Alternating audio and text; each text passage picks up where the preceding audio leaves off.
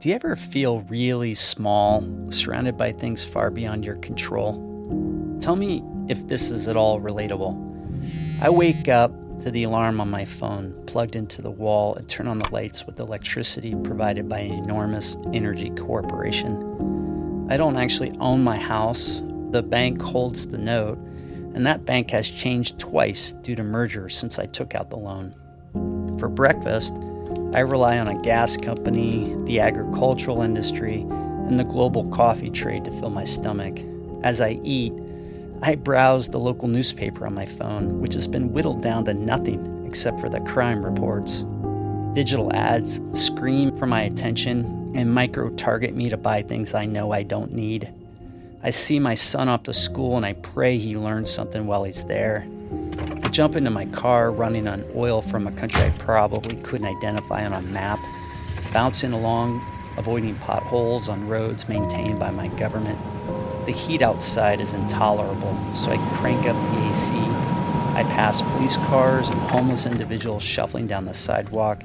I get to work, turn on my computer and check my email, relying on a company that would probably take me half a day to get a rep on the phone. And there, within 90 minutes from the time I woke up, I've drifted through at least a dozen large, powerful, impersonal institutions.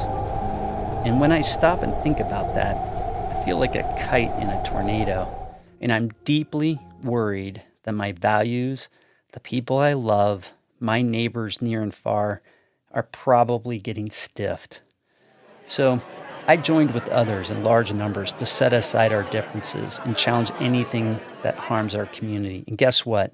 I don't feel trapped under ice, terrified about some unforeseen thing to come my way anymore, because people power works.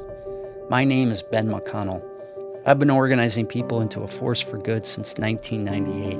I've watched countless underdogs who had no business coming together get millions to build homes people can afford, stop public scams like bigger jails, strengthen our mental health care system, along with loads and loads of other improvements. All of this in just a matter of a few years from the moment we started to intentionally build relational power. But hey, I get it. That's my community. You don't live here. So what about the examples you already know? The 8-hour workday once stretched 10 to 16 hours a day, 6 days a week. The end of racial slavery that had forced 12.5 million Africans to be abducted, shipped, and forced into slavery in the Americas.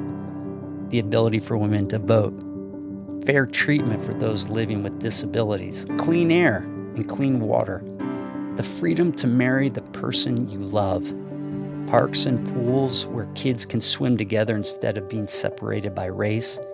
All of these things required underdogs to organize and unite. It's as old as Moses, and yet it's still our best bet forward. If that sounds like something you're interested in, then subscribe to the Underdogs United podcast starting this fall.